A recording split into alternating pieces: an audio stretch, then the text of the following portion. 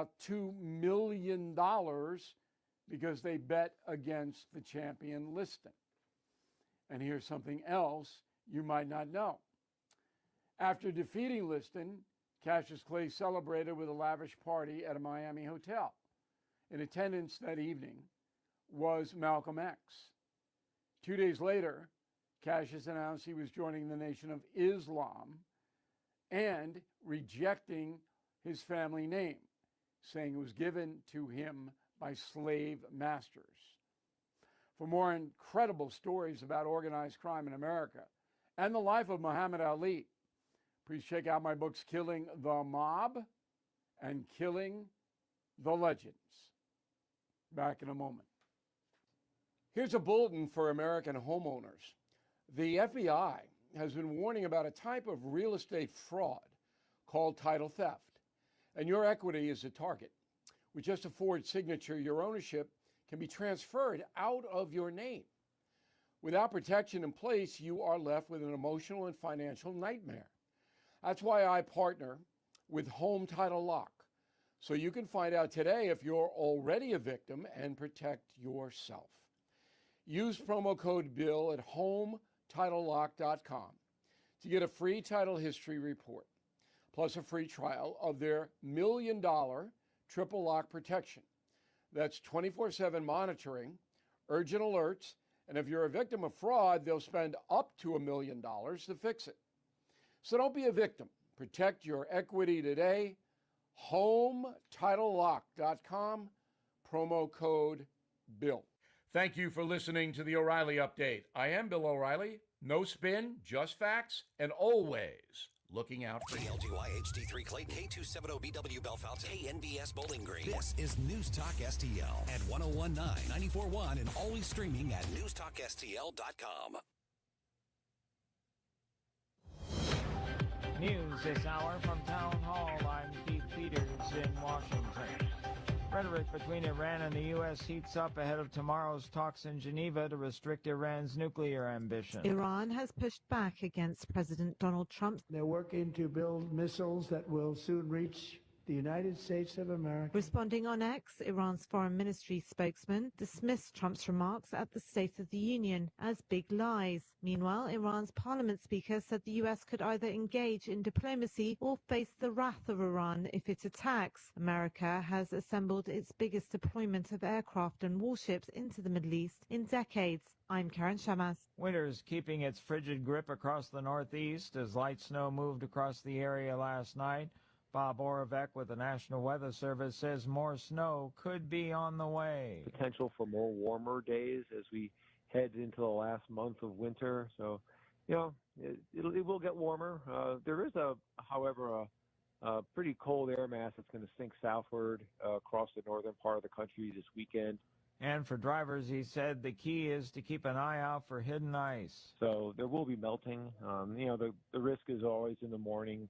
The temperature, whatever melts overnight, could refreeze in the morning. So every morning there's the potential for icy spots. Marco Rubio's visiting the Caribbean, where he's defending the Trump administration's military operation to capture Venezuela's Nicolas Maduro. The Secretary of State tells leaders from the 15-member Caribbean Community Bloc that Venezuela and the region are better off as a result of that U.S. raid. On Wall Street, the Dow Jones Industrial Average up by 307 points today. The Nasdaq rose 288, with the S&P 500 advancing by 56 points. More on these stories at townhall.com. My doctor told me my blood pressure is borderline. I figured I could worry about it or do something about it. So I took control with Garlic Healthy Blood Pressure Formula. It works safely and naturally to help maintain healthy blood pressure with a custom blend of garlic, vitamins, and minerals. And it's odor-free. I'm taking charge with Garlic Healthy Blood Pressure Formula.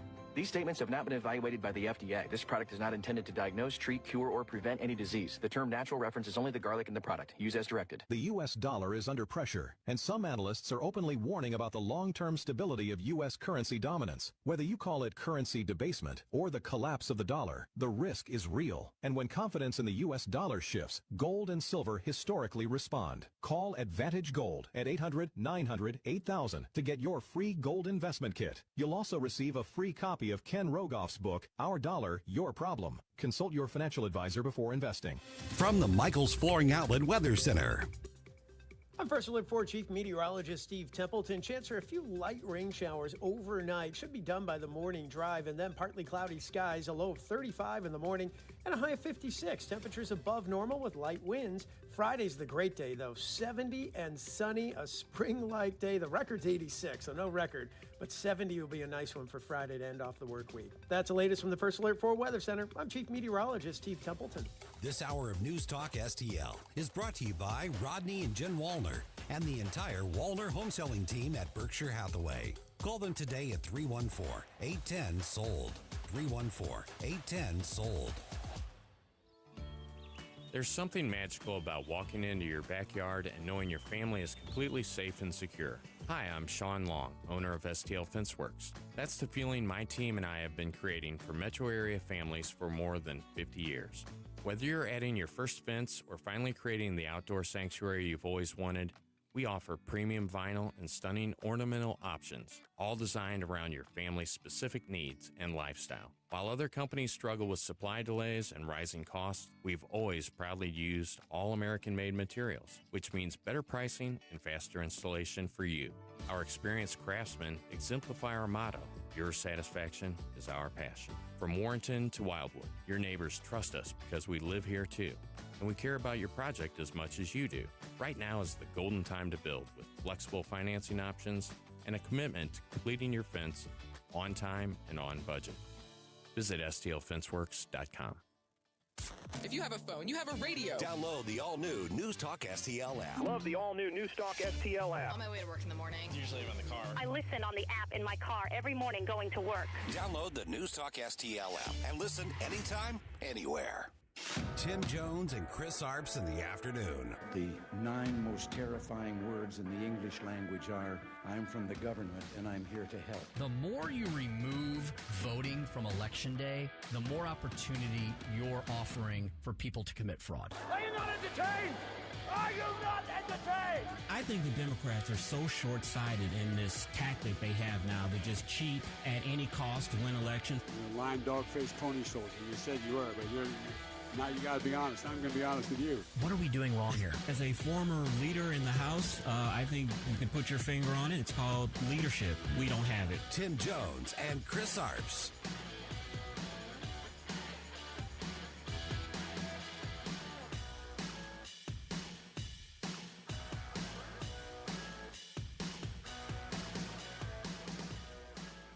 Democrats, for their part, I think, Trace, they started off very well behaved. They sort of sat on the hands for most of it, and I was very impressed until you had a couple of members, Tlaib and Omar, who started screaming at the president. That was a national embarrassment, I think, for the party.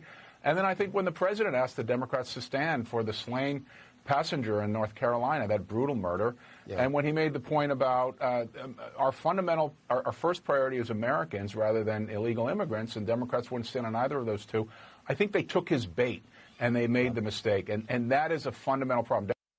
That was a Democrat right there, Julian Epstein, former House Judiciary Committee Chief Counsel, pointing out what many have pointed out were the Democrats' big missteps last night in the State of the Union, which many are hailing as one of the president's best and maybe his best speech of all time. We'll cover that and so much more on today's Tim Jones and Chris Arp Show. Chris, how you doing this afternoon? Tim, I am feeling very, very energized after last night's State of the Union address. I said on my Facebook page that this was the best State of the Union speech the president has given in his 2 terms. And I'll even go out on a limb and say this, because I've watched a lot of State of the Union addresses as being a big nerd, political dork all my life.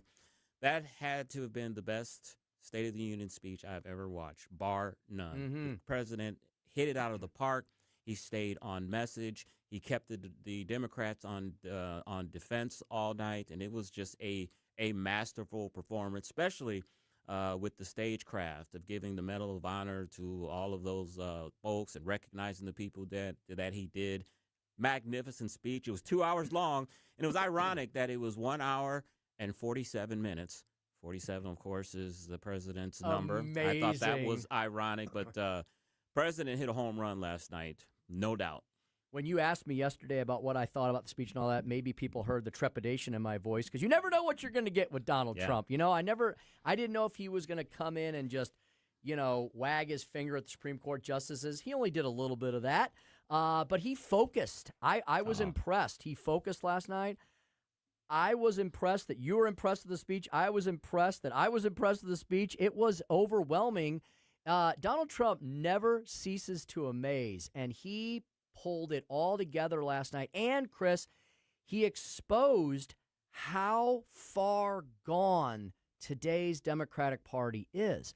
We have plenty of constructive criticism that we often levy at Republicans, but the Democratic Party has reached epic new lows where they can't even stand for U.S. Olympic gold medal winners, and they can't acknowledge that U.S. citizens should be a higher priority than illegal aliens. And, I'll go out on a limb again here and say that I think a lot of the Democrats there in the chamber wanted to stand up for some of the things that the president said that deserved to be stand up for and applause. I think what last night showed is just how beholden the Democratic Party is to their far, far left base. A lot of those people just didn't stand up because they didn't want to hear it back home from the crazies that they are somehow supporting the president because they stand up for something that all Americans should stand up for. So I think it's just another thing of showing just how beholden they are to the far left. Yeah, they're going to have to reinvent themselves at a party and get a new base because I love the headline on the Federalist today. The right's brand is America first. The left's brand is getting mad about that. I mean, they don't seem like when you look at the Democrats last night, they had that alternative rally thing they did. The State of the People address or something like that. With the guy dressed up as a giraffe. Yeah. I didn't understand that. You've got Ilhan Omar and Rashida Tlaib catcalling from the audience. You had all these amazing nonpartisan moments. Look, the president did this in order to get applause lines, but some of his applause lines were truly nonpartisan. You can't stand for a 100-year-old Navy pilot who served in World War II, Korea, and Vietnam. I mean, come on. You can't stand for our Olympic team? Nothing? Give me a break. The first time they've won a gold since 1980, brought a lot of pride back to the United States. A lot of young men went over to Italy and showed the best of America, and you can't stand up for them. I think it also shows just how politicized sports has become. Usually, on Sunday afternoon, you watch football, you watch baseball on Saturday or during the week. It's an escape from real life. It's an escape from politics, and just shows you how much it's embedded in our daily life.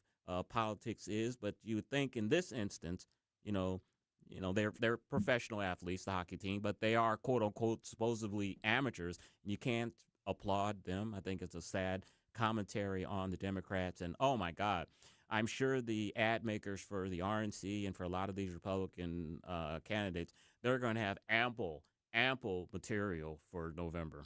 That line that the president made and the visual that he created of challenging everyone in the audience to stand up who believed that Americans should be prioritized over illegal aliens, and then all the Democrats sitting there, if that is not already cut into a loop on everybody's campaign ads for this year, then it's political malpractice. Can you imagine the commercials we're going to see? That is an epic visual that you can do a lot with. And how about the one major applause line, which Democrats did stand up for, like Elizabeth Warren, who you can't much get more liberal than that, was about inside banning it in Congress, which was a direct shot across Nancy Pelosi's bow. I thought that was fascinating. And that's one of the few bipartisan issues that is in Congress right now is insider trading. It is out of control. Democrats and Republicans on both sides of the aisle are using their position of having that insider information on different industries to buy stocks.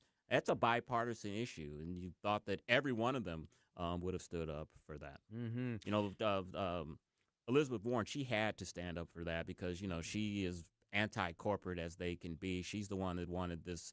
I can't think of the organization now that some consumer commerce or some type of organization. Yeah, she was the spearhead for that. Consumer something. Yeah. That's been after, Yeah. but. How she's the big populist warrior now, you know. And I got to tell you too, another first. You know, I've been watching these speeches as I said for a very, very long time. This was the longest speech in history when it comes to the State of the Union. Tim, I have to honestly say I didn't want it to end. I could have watched another half hour of that easily. Mm-hmm. I mean, the president just put on a masterful performance, and that's what politics is all about, man. You know, a lot of people were criticizing me yesterday because I said that on Facebook, that he put his detractors on defense. But, I mean, that's politics. That's what it's all about. It's not a gotcha moment or anything. You want to try to gain the advantage, and the president did that just masterfully yesterday. And I thought it was interesting. I thought it was epic in its storytelling, and it wasn't entirely, for once, not for once, but Donald Trump did not make himself the focal point all night long. I was fascinated listening. I knew nothing about the actual people engaged in the raid on Venezuela, and to hear about the heroism of that fighter pilot who landed that giant Chinook helicopter while his leg was being blown to bits, that was fascinating. And then all the other stories he told, that the president told about the other medal honor recipients and some of the other amazing Americans. We live in a pretty awesome country, and Democrats just never want to celebrate it anymore. You know, another strength of the president, and sometimes it drives people that support him crazy, but drives us nuts, but is his unpredictability. That is a strength of the president of the United States. People were expecting him to just harangue the Democrats all night, put the Supreme Court on the spot, and he did none of that. He did exactly what people didn't expect.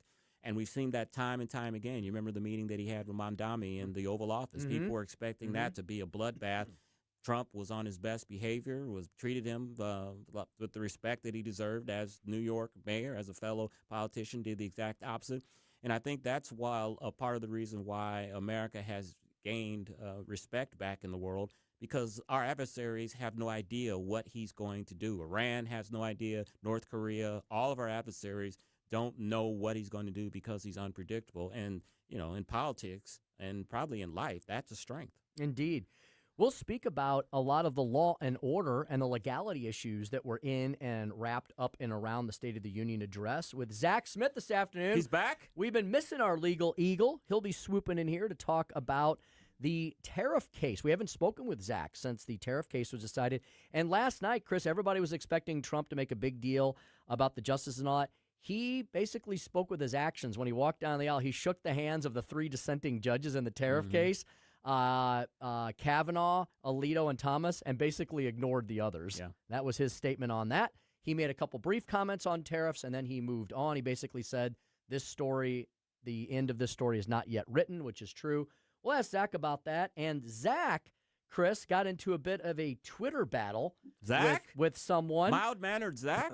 Regarding the extent and scope of Congress's authority over the District of Columbia.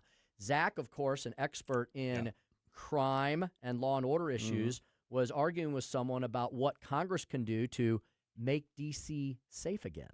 Yeah, and one thing that's a big controversy there in D.C. is the big, beautiful bill, which, of course, is going to put a lot of money into taxpayers' hands. The Democratic city council there doesn't want those tax cuts to take effect there in D.C. So, again, he puts them on the defensive, and applaud you, Mr. President, congratulate you. That was a great performance. You know, I've said this many times. I don't have a problem with Donald Trump being unconventional. I don't have a problem with him putting the Democrats out there, putting them on defense. it's just he just sometimes goes too far and does some unforced errors. But last night, perfect. He was on offense, but yet he maintained presidential decorum. Yeah. That's the President Trump that just crushes it. And I wish he could be more like that. Maybe he learned something himself last night, because I think everybody was applauding that. And even some of his detractors, like even Anderson Cooper, had to kind of give him a backhanded compliment or two. So a lot of the networks were bending over backwards trying to find faults with things. And when you're attacking Congressional Medal winners and brave veterans, you look really small, but that's basically where they went. Yeah, the only real criticism that I saw from the left today was the length of the speech being 1 hour and 47 minutes. And I'm like, if that's all that you have to offer criticism on the president's speech, then he did very well. Zack Smith will discuss all of the legal matters wrapped up in and around the State of the Union at 4:25, and then we'll have Chris's Corner right after that. Of course, I'm going to follow up on the president's speech last night. The title of Chris's Corner is The Night Trump Put His Critics on Defense. I will also follow suit on that. This is, of course, the big water cooler topic of the day. The title of the Speaker Stump speech today, We the People. That's who was largely portrayed in the State of the Union last night, so I thought I'd focus on some of the aspects of how Donald Trump 2.0 have affected we the people, and we saw some of the embodiments of that last night at the speech. Vivek Malek, he is the treasurer of the great state of Missouri. He is a legal immigrant to this country. We'll ask Vivek, Mr. Treasurer, about what he thought about the State of the Union and all of the efforts that he has been undertaking as the treasurer of the state of Missouri to make Missouri great again, divesting from China, illegal immigration issues, fraud in the state's SNAP program, unclaimed property, and so much more. We haven't talked to the treasurer in a while. We're very excited to have him on. Thank you to executive producer Joey Vasevich for making sure that happened today. And we're going to end the show out with end of show is Tim Ford still hasn't learned their lesson. Ford Motor Company, that is. I'll give you the update on that. Before we go to break, I want to focus a minute here on the Democrats' response. Abigail Spanberger, the new governor of Virginia, she did her state of the state address or counter at the Virginia House of Burgesses. I guess that's their capital. That's what they call it. And when I watched it, Tim, the one thing that I noticed about it, usually in these counter responses, there's no audience there. They're talking to a camera. Spanberger had a audience there at her speech. But one thing that I noticed, I don't know if anyone else noticed this, is that every time she said an applause line, people clapped for about maybe 6 or 7 seconds, and then all of a sudden it just stopped. And it was like there was a sign someone said, applause, okay, stop applauding. It just didn't seem natural. It just, the applause just stopped after 5 or 6 seconds, like they were forced to do this. Okay, keep going. It just didn't seem natural at all to me. Are you suggesting that Democrats are posers? Yes. Yeah, well, Yes. they are. Yeah. And they really can't do anything naturally. It all comes forced. I'm telling you, folks, I hope this doesn't happen to the Commonwealth of Virginia, but the early signs and indicators are that Abigail Spanberger is going to tax and regulate that state into oblivion, and that 4 years from now, Virginia is going to be a rough place to live, work, and raise a family. And the whole funny thing about Abigail Spanberger is that they label her as a moderate. Well, I guess a little false advertising there, because she has come into office and is raising taxes left and right. It's a shame because in our lifetime, Virginia used to be a much more red state. And it's become, a lot of people think it still is kind of, they're like, well, yeah, what about outstate Virginia? Well, yeah, outstate Virginia is fine.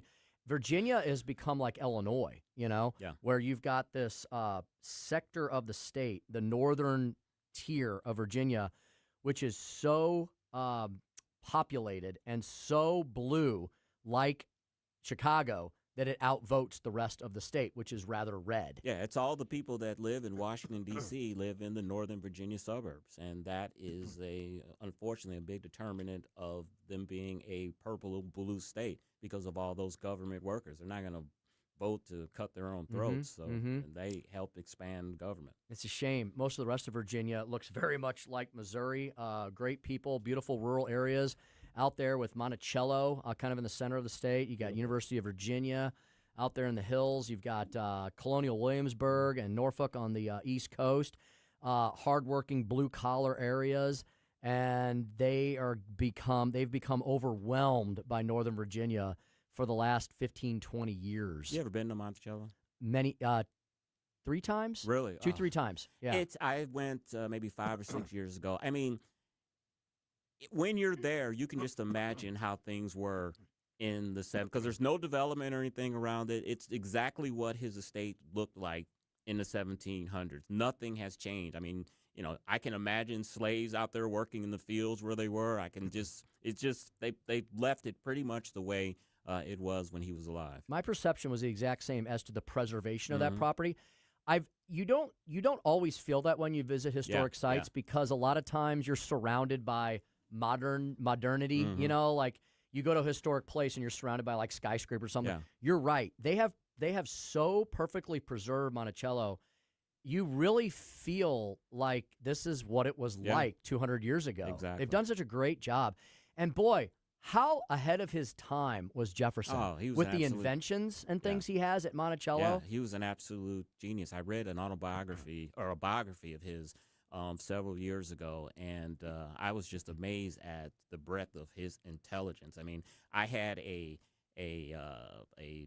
dictionary next to me when I was reading the book, because it was just some of the words that he was using and some of his thoughts. I'm like, man, this man, along with our founding fathers, were absolute geniuses. They really were. And I'll tell you, quite a bit of destiny that both he and his buddy John Adams took their last breaths 50 years to the date of them signing the Declaration of Independence. And what was strange about that is they had become estranged over the years. And in the final year or so of their lives, they became friends again, and they died on the same day, our Independence Day. Mm-hmm. 2 statesmen, indeed, with different views on the role of government. 4:24 in the p.m., Zack Smith finally swooping back in here, our legal eagle, to discuss Donald Trump versus the Supreme Court, tariff decisions, and law and order in our nation's capital. And let's show a little love to our executive producer, Joey V., and producer Cole is back. We didn't run him off, Tim. Not yet. His fantastic assistant. All that straight ahead. Tim Jones and Chris Arps Show, 101.9, 94.1. Thanks for listening to us here at News Talk STL.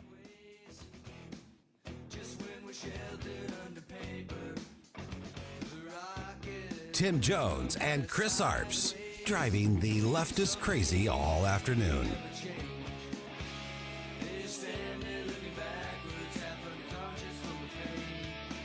From the Michaels Flooring Outlet Weather Center. I'm First Alert 4 Chief Meteorologist Steve Templeton. Chance for a few light rain showers overnight. Should be done by the morning drive, and then partly cloudy skies, a low of 35 in the morning and a high of 56. Temperatures above normal with light winds. Friday's the great day, though. 70 and sunny, a spring-like day. The record's 86, so no record, but 70 will be a nice one for Friday to end off the work week. That's the latest from the First Alert 4 Weather Center. I'm Chief Meteorologist Steve Templeton. What happens next? Nicolas Maduro had multiple opportunities to avoid this. Happens right here. We will secure our borders. We will stop the terrorists. We will crash the cartels. 101.9 and 94.1. News Talk STL.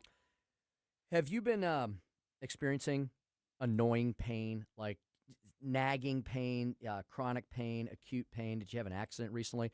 I've got the one-stop shop for you, Comprehensive Chiropractic. You know, sometimes you need massive medical intervention, right? But until you get to that point, how about treat things more conservatively, small c conservatively, at Comprehensive Chiropractic? Why? They are the premier chiropractic and sports performance facility in the region. When I am in Comprehensive Chiropractic, I see folks of all shapes, sizes, colors, creeds, codes, ages, different walks of life.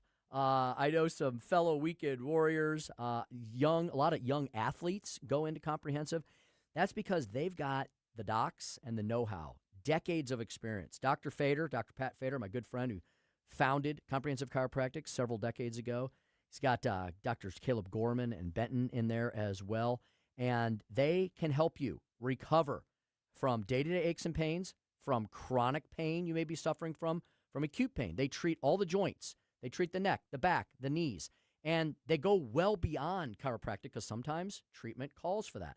They also have a lot of other things at Comprehensive, a lot of other aspects of this awesome facility to help you keep in shape. The studio, health and wellness center, licensed massage therapists that have been with them for years, wonderful ladies, personal training programs, and so much more. They can help you with your nutritional needs. Holistic care from top to bottom. That's what you get at Comprehensive Chiropractic. CChiropractic.com is where you find them online. Comprehensive Chiropractic and Sports Performance. CChiropractic.com. Comprehensive Chiropractic for all your comprehensive healthcare needs. Rhino Shield is engineered to outlast paint, formulated to outsmart the elements. Rain or shine, sleet or snow, mold or mildew. Our home exterior coatings intelligently designed to stand up to Mother Nature. Call 877-25-RHINO or 877-25rhino.com. This is Tony Colombo, and my favorite Capriati sandwich is the cheesesteak made with American Wagyu beef from Snake River Farms, and you have to include a side of their amazing fries. I love Capriati's, and you will too. Open 9 to 9 daily on Manchester of McKnight in Rock Hill. License number GL2500615. Hey, it's good to see you. Home power used to be simple. Now the car plugs in, the scooter plugs in, the space heater plugs in, and your electric panel starts popping. That sounds bad. But I like popcorn. Popcorn is great. Sparks are not. Call Grasser. We'll upgrade your panel so you can run it all. Electric and plumbing, the Grasser way. Green is always Grasser at GrasserHomeservices.com. This hour of Jones and Arps is brought to you by Stifel. Contact your Stifel financial advisor at stifel.com. That's STIFEL.com.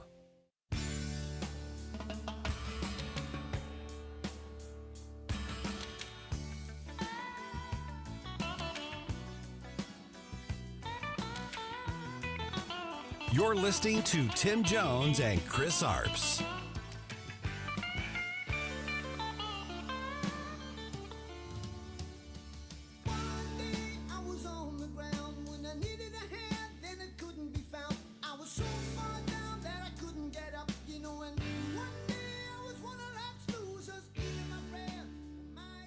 We just saw a moment right there, the president shaking Amy Coney Barrett's hands. It was unclear how he was going to react to her saying that their family should be ashamed when she voted with the majority of the Supreme Court in striking down the tariff deal. 429 on the Tim Jones and Chris Arp show. And Tim, after a 3-week hiatus, he's back. Indeed.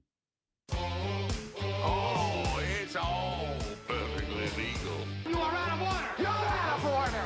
You're out of order. The whole trial is out of order. Zack Smith, legal fellow with the Heritage Foundation. You know, I ask you a lot of predictions. Can you predict what the Supreme Court probably will do with this action? Zack, how are you, my friend? I am doing well, Chris. It is so good to be back with you guys. Zack, I got to be honest with you. We were kind of feeling like jilted lovers here. We thought that maybe you were breaking up with us and didn't know how to tell us that. I was like, he's probably doing some nationally syndicated show now at the same time, and he doesn't have time for local St. Louis radio anymore. So we're glad to have you back, my friend. No, Chris, it's good to be back. I only have radio eyes for you guys. And, I'm excited to be back with you. All right, we're glad to have you. Zack, as you know, last night, of course, was the annual State of the Union address. And a question that I have for you, I want to start off with. Usually, one Supreme Court justice does not attend because of secession of government, that type of thing. But last night, 5 justices did not attend the annual address. Do you have any thoughts on that, or maybe that was the case? It's not particularly unusual. Justice Thomas in particular has been outspoken for many years about kind of his disdain for the State of the Union process, the political theater. Justice Alito hasn't attended in several years, too. You may remember he got caught on camera mouthing "not true" at one of President Obama's State of the Unions. The mainstream media kind of raked him over the coals for that. So he hasn't really attended since then either. So it wasn't particularly unusual for many of the justices not to attend. And I suspect some of them thought President Trump might have a few comments on some of their recent decisions, although I thought the president was relatively well behaved in terms of his criticisms of the court last night at the State of the Union. But no, it's not unusual for some of the justices not to attend the State of the Union. And Zach, perhaps one of the reasons Donald Trump wasn't maybe overly aggravated at the decision last week is because it was a rather narrow decision, right? Zach, could you explain that to our listeners and how the president actually has quite a bit of latitude in other options when it comes to executive tariff authority? Yeah, so that's something that Justice Kavanaugh laid out in his dissenting opinion. Basically, he talked about the other authorities the president could use to re-implement many, if not most, of the same tariffs that he has already imposed. President Trump said at a press conference after the decision came down that he would, in fact, rely on many of those authorities. Gave a shout out to Justice Kavanaugh as well for his dissent. And so I suspect you will see that. And look, I thought it was really interesting, Tim, if we step back from the tariff issue in particular and comment just on kind of the broader legal issues at play, what I thought was really interesting is you really saw a divide among the justices on the court about how they view something known as the major questions doctrine, about when Congress delegates authority to executive branch agencies, how clear they must be in that delegation of authority. And this is the same issue that came up a couple of years ago in the Biden versus Nebraska, the student loan case. You've seen it come up several other times in other contexts. But there really seemed to be a divide between Justice Gorsuch and even Justice Barrett and some of the other justices about what is the major questions doctrine exactly and what role it could play when the court is deciding many of these very sensitive cases. Speaking with Zack Smith, Senior Legal Fellow at the Heritage Foundation, heritage.org. Zack, as you know, Cuba is in the news because of what happened in Venezuela, and Venezuela supplied a lot of their oil. The government there in Cuba is on shaky ground, just like many think the government in Iran is on shaky ground. There is a case before the Supreme Court where they're considering the fate of docks and other assets seized by Cuba in 1960. I think this is the Havana Docks Company case. Tell us what that's all about. Yeah, so it's a very interesting case. It's a very narrow procedural case. And basically, the court is being asked to decide if a plaintiff who's suing under a particular statutory regime, a Title III of the Libertad Act, whether essentially they have to prove that the person they're seeking recovery from, whether they trafficked in property confiscated by the Cuban government and the plaintiff owns a claim, or whether that the defendant trafficked in property that the plaintiff would have continued to own at the time of the trafficking as if there had never been an expropriation. And so basically that's just a fancy way of saying it's a dispute about what type of interest in the property, what standard will apply when someone is trying to recover property that was inappropriately expropriated from the Cuban government. But look, this could have far-reaching implications for many expatriates, other companies who have done business in Cuba in the past. And certainly, I think, if you listen to what Secretary of State Marco Rubio has said, and I think he's correct in this, any freedom-loving American, any freedom-loving person around the world should be willing to celebrate if and when the current Cuban regime were to fall. Indeed. Zack, I know that you are not always at the Heritage Foundation mothership because you base out of the free state of Florida and you travel the country.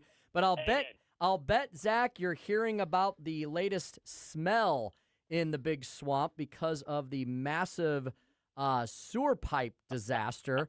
And Zack, a good friend of ours, a fellow by the name of John Fredericks, who's on the East Coast, does a nationally syndicated radio show. He's based on the East Coast.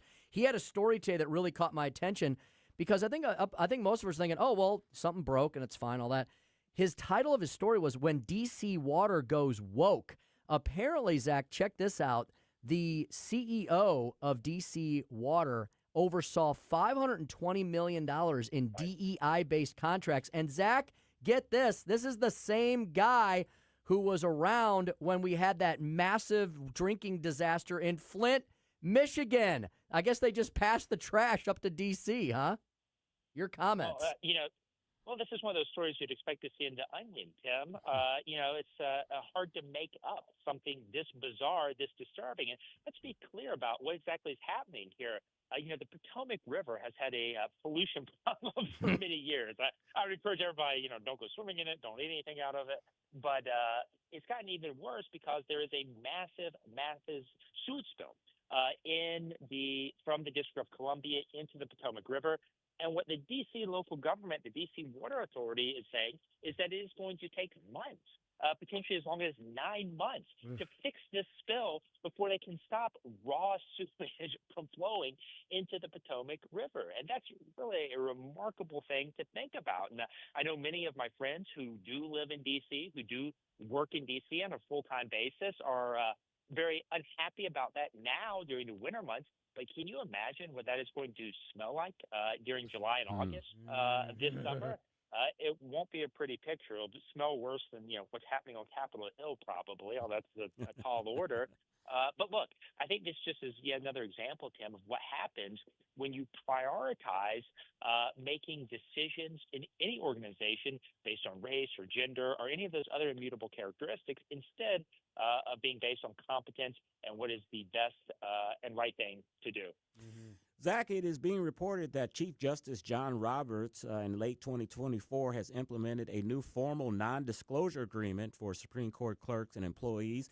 I'm sure this is because of what happened with the role reversal that was leaked a few years ago. Is this something that should have been implemented a long time ago? And your overall thoughts on disclosure agreements for Supreme Court clerks and employees? Yeah, look, hindsight's 2020, Chris. Obviously, I think this would have been better if it had been in place when the Dobbs decision was leaked.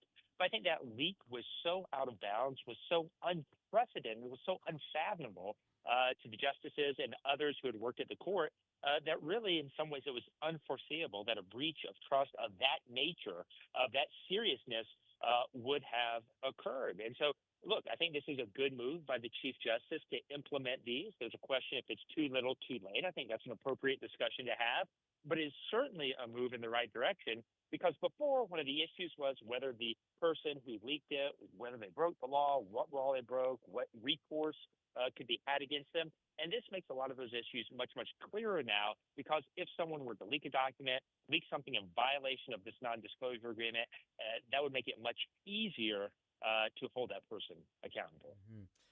Zack, I noticed that not only did you publish an op-ed recently in the Washington Times explaining why Congress should restore the death penalty for heinous crimes committed in our nation's capital, but then you got ensnared in an ensuing Twitter battle. I thought only I did such things like that, Zack, but you got involved in, I don't know who this person is. It's some lefty news network or not.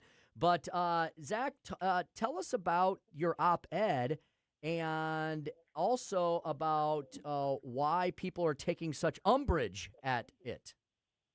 Yeah, Tim, I went against my own advice not to get involved in Twitter disputes. I just couldn't help myself in this case. Some of the commentary was so egregious. But this individual, he actually used to be a reporter for the public radio station here in Washington, D.C. Oh, enough said. Yeah, he's now at a spinoff news site that covers local D.C. affairs. But basically, the point I was making, one of the issues in response to the terroristic shooting of the two National Guard members recently, the tragic murder of the one Guard member, the severe injuring of the other, who thankfully was well enough to attend the State of the Union last night, although still faces a lengthy road to recovery, is that under local D.C. law, there is no death penalty. Local officials voted to abolish it in the 1980s and have never voted to restore it. And so what that means as a practical matter, that if any death penalty charges are going to be brought for any crime, no matter how heinous in the District of Columbia, they have to be brought under federal law. And anyone knows the death penalty statutes under federal law, they're much narrower than many of the state statutes. There are certain prerequisites that have to be met. It's typically much more laborious, much more difficult to prove, and many of what we typically think of as death-deserving crimes wouldn't be covered by those federal statutory provisions. And I think I mentioned in the op-ed, which you can find on my X feed, @TZSmith, that's @TZSmith, I mentioned the op-ed, look at the case of Luigi Mangione. New York state law doesn't allow for the death penalty, so the feds came in, charged him federally, seeking the federal death penalty. A judge said, no, that the prerequisites hadn't been met in that case. And we've seen that in several other instances as well. And so it'd be much clearer, much cleaner if Congress would simply allow for the death penalty to be imposed under D.C.'s local provisions, as it is currently allowed in many other states as well. Now, of course, many of the liberal folks here in Washington, D.C., like that former public radio reporter, opposed the death penalty. And has basically said that, if the D.C. residents don't want it, they shouldn't have it. But he's missing the point that the Constitution gives Congress the ultimate authority for what happens in the District of Columbia. And that's because it's our nation's capital. People from all over the country come here to do the business of our nation. And so that's why it's important for Congress to have the final say over what happens in the district. And Congress should, as they have in the past several years, step in and fix this glaring oversight in D.C.'s local criminal code. And finally, Zach, we know that illegal immigration and deportations are a hot topic right now in the news, which it should be. In a case called Bondi versus Lau, Supreme Court justices are considering whether border officials can rely on criminal charges alone to decide that permanent residents have committed an offense that can allow the government to remove them from the country. Give us more on this case. Yeah, so look, obviously you're absolutely right that immigration is a very hot topic right now. And, this ties into some of the other things we've been talking about as well. When we talk about, the warrants for immigration offenses, whether they're civil or criminal in nature, this is also a case where, as you mentioned, basically the Supreme Court is being asked to decide if immigration officials can treat returning lawful permanent residents as applicants for admission based solely on their pending criminal charges. And basically, the court is being asked to review whether this practice, which allows detention for crimes, even though those individuals may not yet have been formally convicted of those crimes, whether that would require a certain standard of proof that would be different than what would otherwise be required, essentially. And, Zach, before we let you go, can Joey pencil you in for next Wednesday? I look forward to it, and I'm going to block it off on my calendar right now. All right. That's Zack Smith, Senior Legal Fellow at the Heritage Foundation on XTZ Smith. Zach, it's always great to talk to you, my friend. Look forward to speaking with you next Wednesday. Great to be back with you guys. Thanks for having me on. Thank you. 444, Chris's Corner, the night Trump put his critics on defense. We'll have more on that next on the Tim Jones and Chris Arps Show on 101.9, 94.1 News Talk, #1 for live and local conservative talk. Follow us on Rumble at News Talk STL.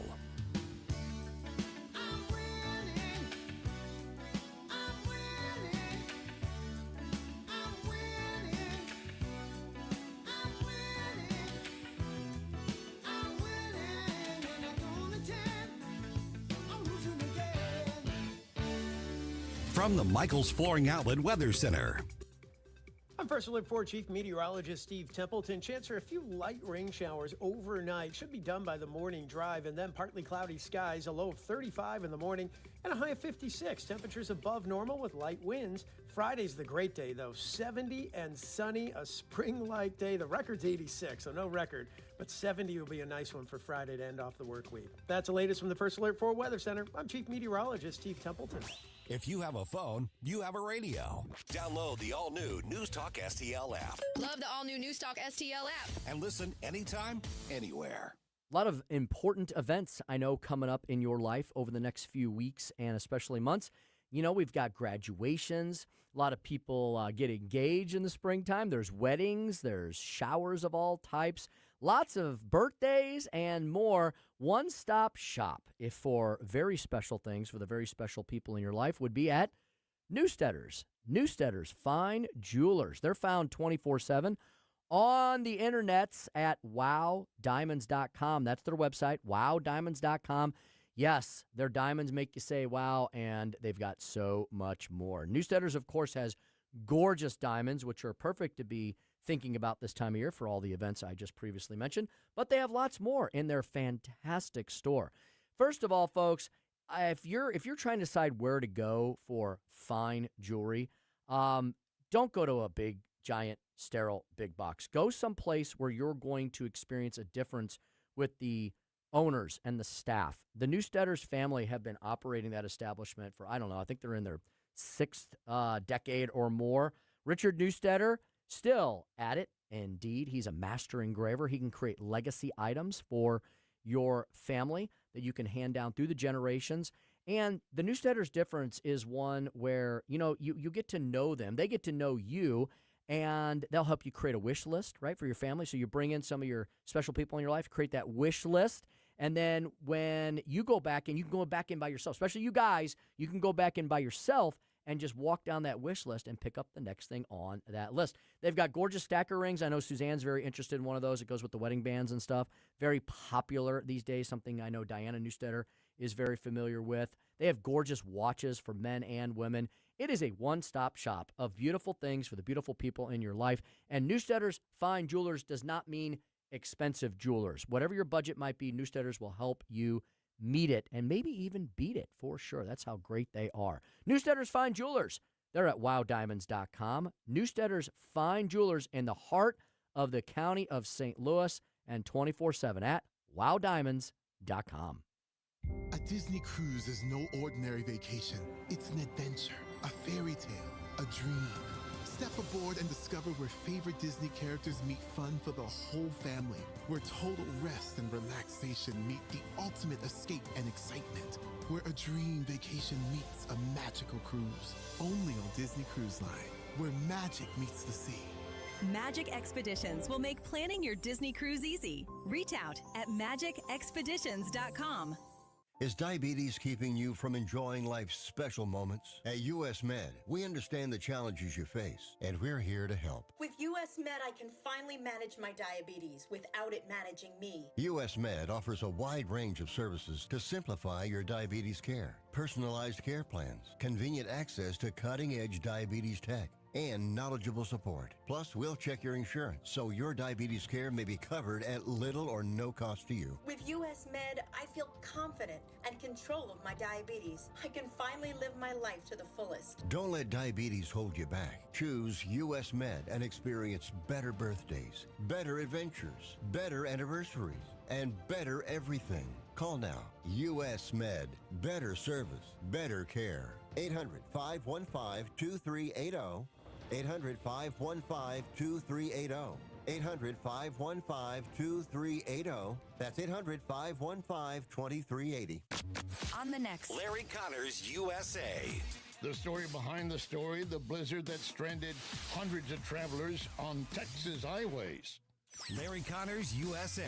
Now, weeknights 6 until 8. On News Talk STL. This hour of Jones and Arps is brought to you by Stifel. Contact your Stifel financial advisor at stifel.com. That's STIFEL.com.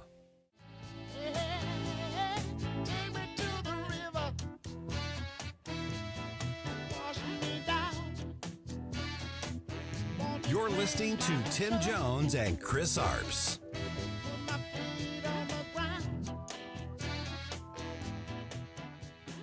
As you know, the president has depicted a former president and first lady as apes. Tonight, I wanted him to have a person confront him and let him know that black people aren't apes. Dr. King went to jail for taking a stand. Rosa Parks went to jail for taking a stand. Sometimes you have to take a stand. 4:50 on the Tim Jones and Chris Arps show. And Tim, you know that Congressman Al Green, he's a congressman from Houston. There's a popular nickname that people have for him, and those of our generation may remember this. Captain Caveman! I know that's not nice, but did he pull that sign out of wherever it was hiding? Yeah. If you see the Honorable Al Green, he has a striking resemblance to the Captain Caveman character. No slight on him, but if you look like Captain Caveman, you look like Captain Caveman. He's a piece of work. He is a piece of work. And this is 2 years in a row. He's gotten kicked out now. Yeah. Now, I'm wondering, Tim, how much of this was political theater because he feels strongly about the president's video that he put out, or was this a stunt due to the fact that because of the Texas redistricting, He is now running in a primary with someone else who is much younger than he is. You know, the Democrats have been on this youth movement. So I wonder how much of this was showing his disdain for the president's video and how much of this is publicity because he's not a reverend. The Congressman Al Green is in a tough primary battle for his seat. I'll bet that if you and I were on his email or text list, that we would have gotten a fundraising proposition that featured him with that sign. You think it's Captain Caveman? Doubtful. But definitely with the sign. Yeah. Did he have the cane with him this year that he was shaking around last year? I think he couldn't handle that because he was holding up the sign. So he had, too much going on. He couldn't have. Yeah. He was holding. It took two hands to hold up the sign. So I don't think he had the cane with him this year. Mm-hmm. All right, Chris's Corner. The night Trump put his critics on defense. Chris.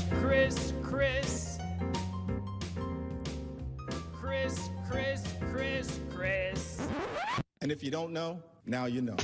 And now, Chris's Corner. Last night's State of the Union clocked in at 1 hour and 47 minutes, the longest in modern history. And I'll say this plainly as a political analyst and a longtime political operative, not as a Republican partisan. This was the best State of the Union address this president has delivered in 2 terms. Not because every policy landed, not because every line was elegant, but because it was a masterclass in political positioning. How you force your opponents onto defense while simultaneously making them visibly angry. And nothing captured that better than this moment when the president said, and I'm quoting exactly, "Your greatest responsibility as elected officials is defending the American people, not illegal aliens." Democrats didn't just disagree, they couldn't even stand. That's not optics, that's strategy. And the reaction afterward told you everything. Senate Majority Leader Chuck Schumer rushed out to defend the Democrats who refused to rise. Here's what he said. He said, quote, "We agree and we need to protect Americans." He's not. By his reckless ICE agency in Minnesota, 2 Americans were killed. Americans are being pulled out of their cars and beaten. Americans' houses, the doors are being knocked down. You know, without a warrant. Now notice now what just happened there. The president framed this issue as priority and responsibility, who government exists to protect first. Schumer responded by conceding the premise, "We agree we need to protect Americans," while trying to change the subject to tactics. That's called losing the frame. House Minority Leader Hakeem Jeffries was up early on MSDNC's Morning Joe trying to clean up the damage. He called the speech, quote, "riddled with dirty, rotten lies, including his unwillingness to confront the affordability crisis," unquote. Again, that's not rebuttal, that's venting. And here's the part that the critics really don't want to talk about. CNN's own polling showed 64% of speech watchers felt the country is headed in the right direction. Even more revealing, that number rose during the speech from 54% beforehand. That doesn't happen by accident. Trump didn't just argue policy, he used people carefully, deliberately, and effectively. We saw the triumphant men's hockey team. We saw widowed Erica Kirk comforting the weeping mother of murdered Irina Zarutska. We saw the heroes of the Venezuela operation and a freed Venezuelan dissident. We saw Andrew Wolf, the National Guard troop, attacked in D.C., and the family of his fallen colleague. We saw brave young children, 100-year-old heroes, the beneficiaries of tax cuts and of price-cut drugs. That's not random. That's narrative architecture. You can disagree with the president's policies, plenty of professionals do, but you cannot deny the effectiveness of last night's performance.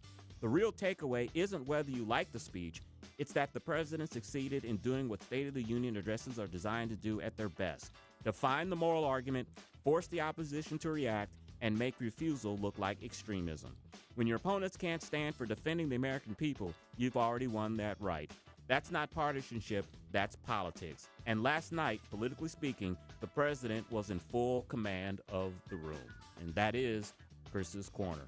Again, just a masterful speech last night. President, I applaud you 1,000%.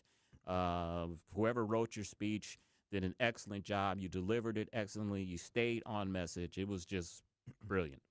I did enjoy listening as well, and it was one of those, like you said, it was amazing how fast that 2 hours sped by. It did. He was telling so many stories, again, about so many awesome Americans that I wanted to hear a few more. Yeah. It was a really interesting look at a diverse cross-section of America, and he interwove how his policies are helping so many of these Americans that were there at the audience last night and all of us writ large across the country. And you had to have had ice water in your veins if you didn't get emotional and just feel good about being an American after watching that speech. I mean, I rank that speech right up there with any speech Ronald Reagan would have given back during his presidency. They were equal.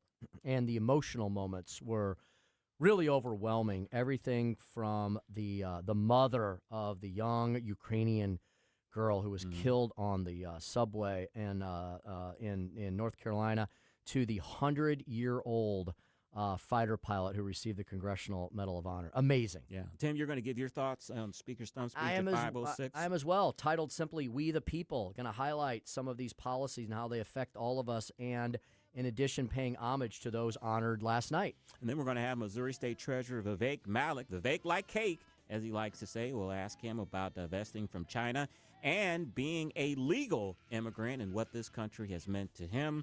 And at the end of the show, we will talk about Ford still haven't learned their lesson. You are listening to the Tim Jones and Chris Arps Show on 101.9, 94.1 News Talk STL. Welcome home.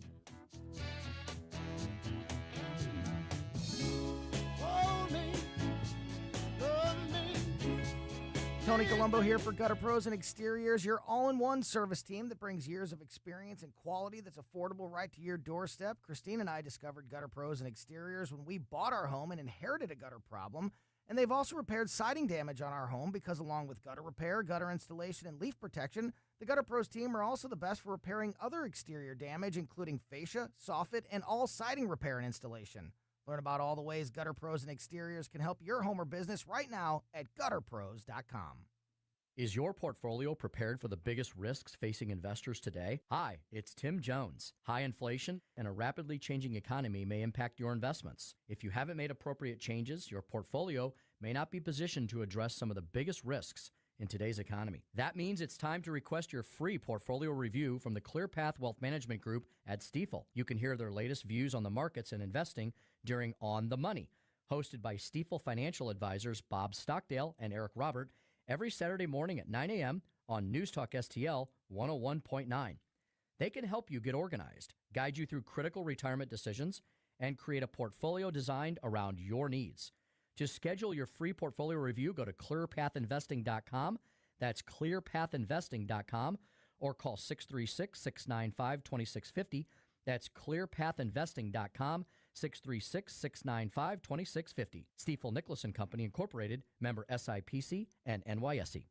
I'm Dr. TJ, owner of the Institute of Natural Health, co-owner of Optimal Nutraceuticals, and the host of Wellness One. Wellness One is designed to cut through the nonsense and provide you common sense science-based information regarding health and wellness. On the show, we discuss topics like thyroid health, gut health, hormone optimization, and many others. Our show airs Saturdays at 10 a.m. and 2 p.m. and Sundays at 11 a.m. and 3 p.m. right here on Newstalk STL. And you can visit us at inhstl.com. That's inhstl.com. KLGY HD3 Clayton, K270BW Belfast, KNBS Bowling Green. This is News Talk STL at 101.9, 94.1, and always streaming at newstalkstl.com. News this hour from Town Hall. I'm Keith Peters in Washington. American and Ukrainian officials will meet again on Thursday in hopes of ending the war. White House correspondent Craig Clugston reports. As the war enters its fifth year, a Ukrainian delegation is set to hold talks with U.S. envoys Steve Witkoff and Jared Kushner. The meeting precedes another round of trilateral talks with Russia sometime next week. The U.S. push for peace has already brought Russia and Ukraine to the table this year, but the talks have produced no breakthroughs.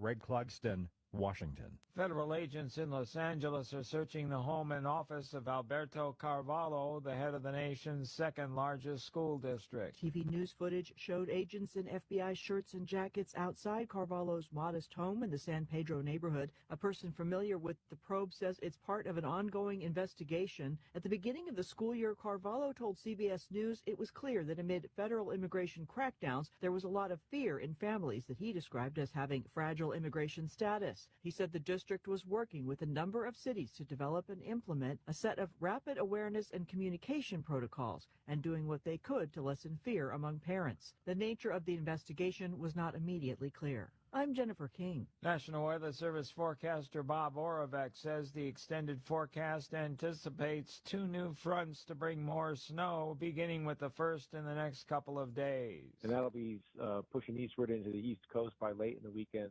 That actually sets the stage for a potential another storm, maybe Monday into Tuesday, anywhere from the Midwest, lower lakes area into the mid-Atlantic and Northeast. On Wall Street, the Dow up by 307 points, the Nasdaq rose 288, the S&P advanced 56. More on these stories at townhall.com.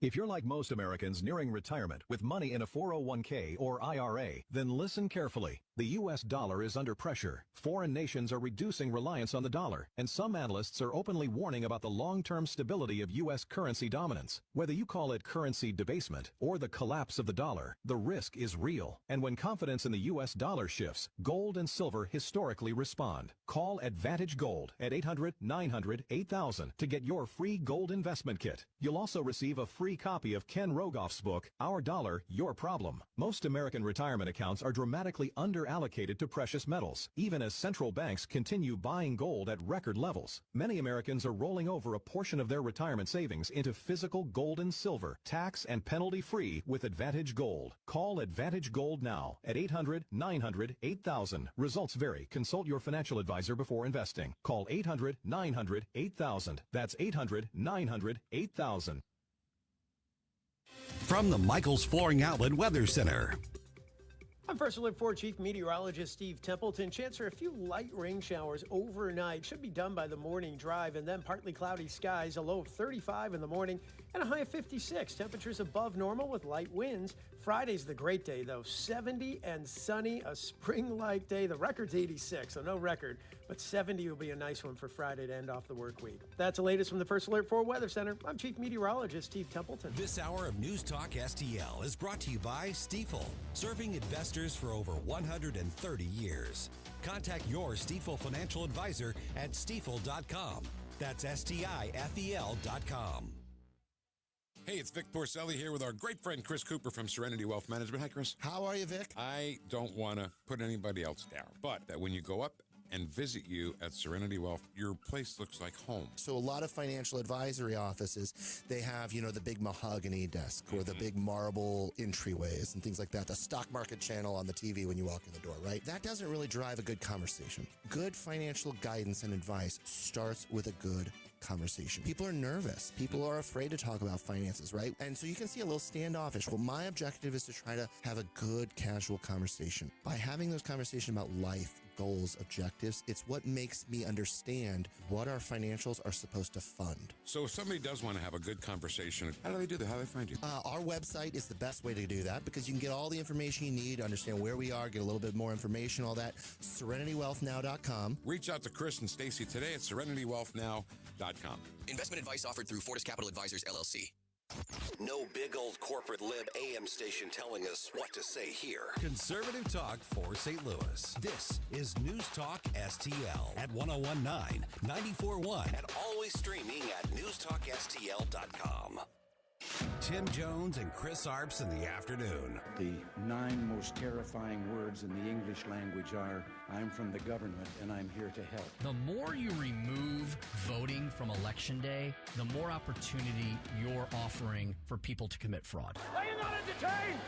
Are you not entertained? I think the Democrats are so short-sighted in this tactic they have now to just cheat at any cost to win elections. You're a lying dog-faced pony soldier. You said you were, but now you got to be honest. I'm going to be honest with you. What are we doing wrong here? As a former leader in the House, I think you can put your finger on it. It's called leadership. We don't have it. Tim Jones and Chris Arps.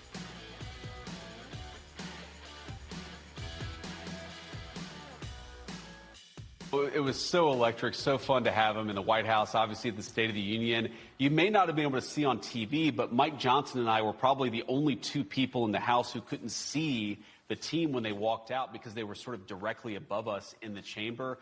But we're so proud of those guys, and it was just a great moment for the country. Again, Bill, the State of the Union was really just a celebration of our country, of our war heroes, past and present, of all the great things that we've been able to accomplish over the last year, of the incredible Olympic hockey team that won gold medal, both the men and the women's team, of course.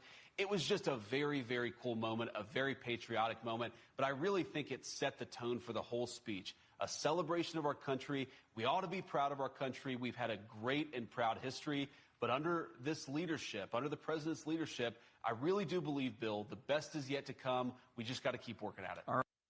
Indeed. Vice President, I'm getting ahead of myself with him. Vice President J.D. Vance talking about one of the glorious moments one of the many glorious moments when Donald Trump introduced the men's gold medal winning hockey team at the State of the Union last night. Welcome back to the Tim Jones and Chris Arps Show.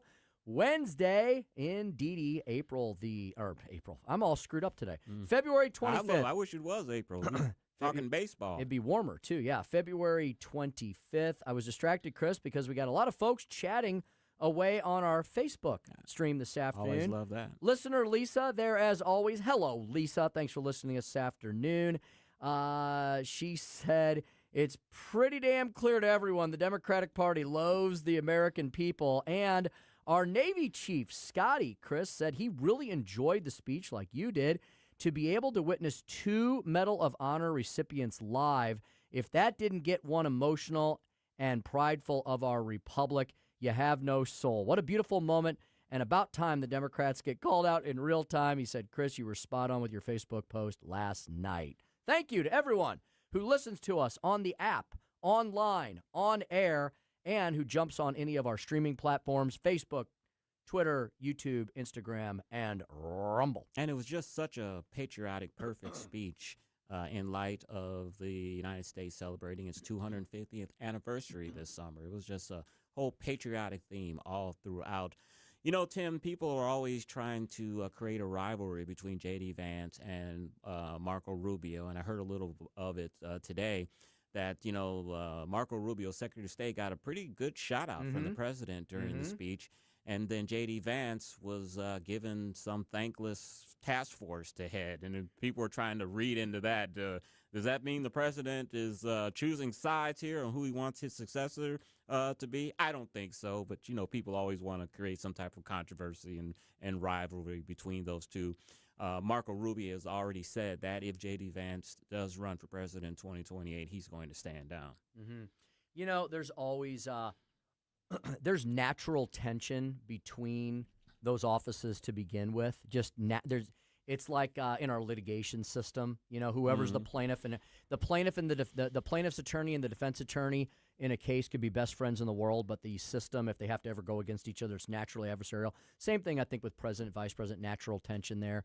But Marco Rubio, to your point, has been doing an amazing job, and I do hope that it would be nice if we had a clear succession plan in place, because it sounds like the Democrats, they're going to have knives out for each other, and it's going to be a pretty bloody Democratic primary. And that'll benefit the Republican Party, Chris, because the Democrats, if they have a busy, full primary, they're going to have to go further and further and further to the left. I got to disagree with you there slightly. I kind of want to see the competition between J.D. Vance and Marco Rubio and others that may throw their hat in the ring. Of course, it'll be an open seat for the presidency. So I don't know if I want a succession. I want to see some ideas being debated, and the best man wins. Yeah, I just don't know if you're going to see much daylight between them. I guess we'll find out. Yeah. Marco Rubio has definitely, I don't know if reinvented himself is the right word or not, but he was down and out after the first presidential run he made.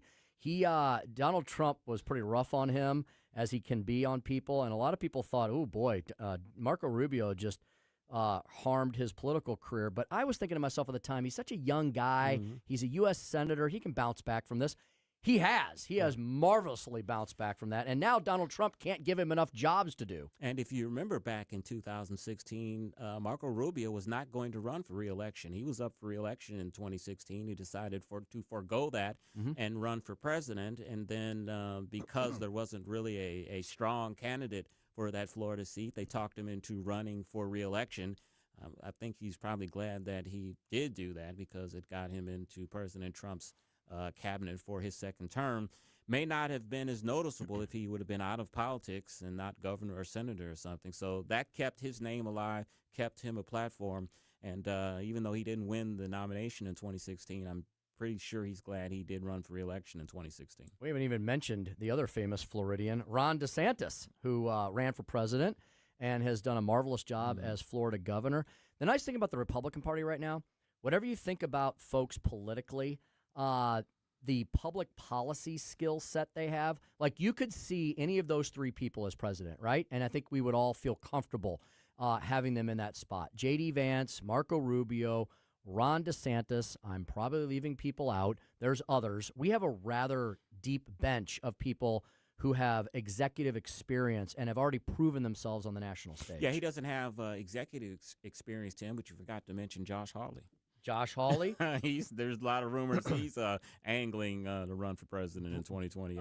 Brilliant cross-examiner, seems to have really significant public policy chops. Let's not leave out the other Missouri State U.S. Senator, Eric Schmidt, who was on national television last night right after the end of the speech with Sean Hannity giving his commentary. So it's an amazing bench, and there's a lot of Missourians. It seems like Missouri and Florida are competing for attention at the White House.